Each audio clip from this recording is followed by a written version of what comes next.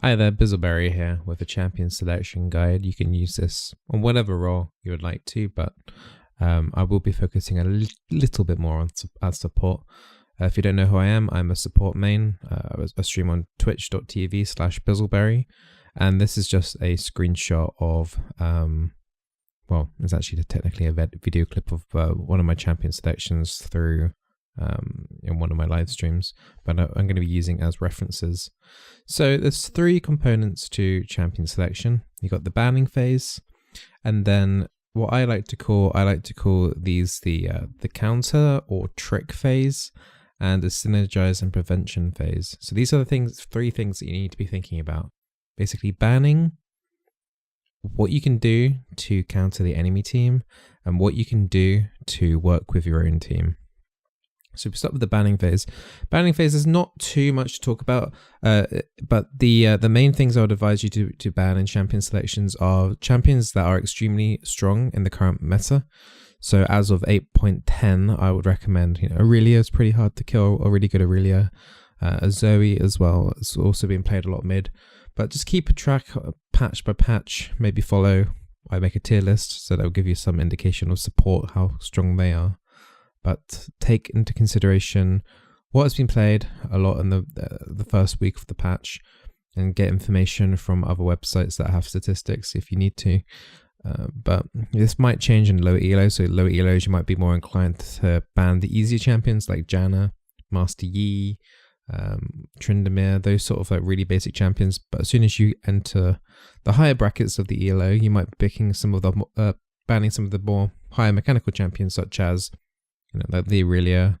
The Zoe has a high mechanics window as well. So just bear that in mind. Take into consideration what ELO you are in as well, and what you seem to be coming across, or even what you've been having problems with. Another option for the banning phase is you've got a mind that you really want to play. Say you really want to play Rakan.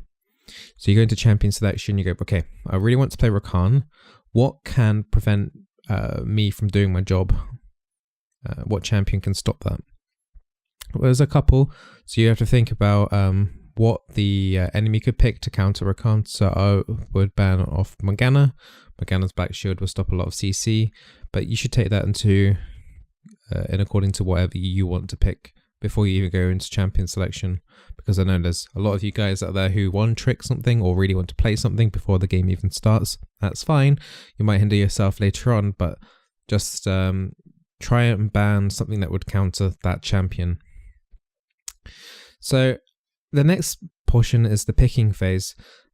Ideally, if you do have something in mind that you want to play, you should hover it before the banning phase even starts. So as you can see in this screen, we can see that our mid laner wants to play Cass. That's the only information that we can see right there. So if you're the first pick or through the first wave, so for example, the Summoner 1 on the enemy team has got the first pick, and then the Cass, our mid laner, and our top laner will have the first pick. It's extremely unlikely that they know who they're going to be playing against.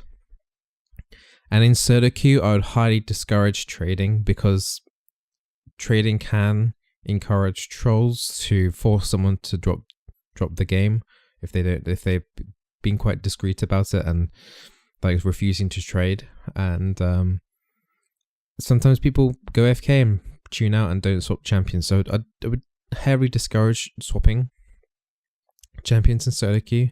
Just stick to what you have and just worry about yourself. But if you're first pick in the first pick order, it's highly unlikely that you're going to know what the enemy team has taken. So you have two options here. You can, the most obvious route is to pick the safest thing for your lane.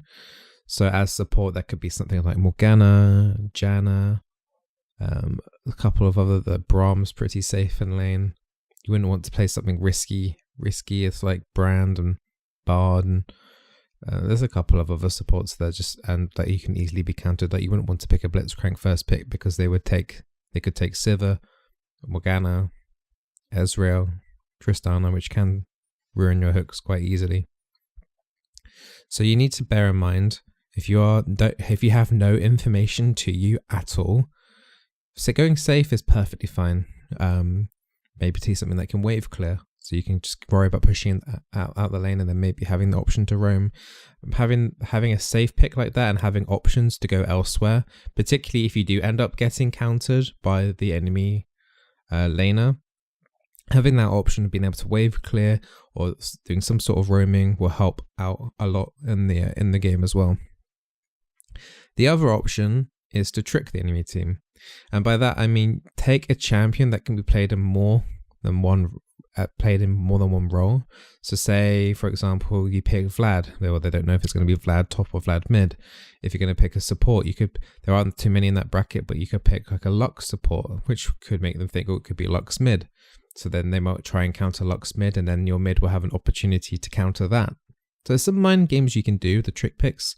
Some lanes have it easier than others. Support hasn't got too much in that terms of diversity, but Lux is probably the one that stands out the most. There are a couple of the more cheesy picks like the Shen and the Fiddlesticks. You can do Zoe support if you really, really want to. Wouldn't recommend it as much though. Morgana used to be able to be played a mid a lot, but it could also have that slight feeling in the back of their heads that she could potentially be mid, but it's unlikely. Maybe the same with Karma as well. Karma mid has been played a lot recently as well. So those are the sort of examples as well, where you can pick a champion. Doesn't necessarily have to be safe. It could just be a bluff, like you're bluffing that you're playing. That you say you're playing the Lux pick. They might think you're going mid. One of the other things you need to pick about is, does my champion work with my team?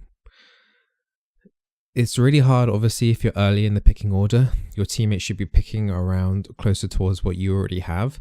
However, if you're lower in the pick order, you can start to get like building blocks and ideas of where or what your team is going to be taking. So in this brief example here, we know we've got a Cass. So Cass has AoE potential.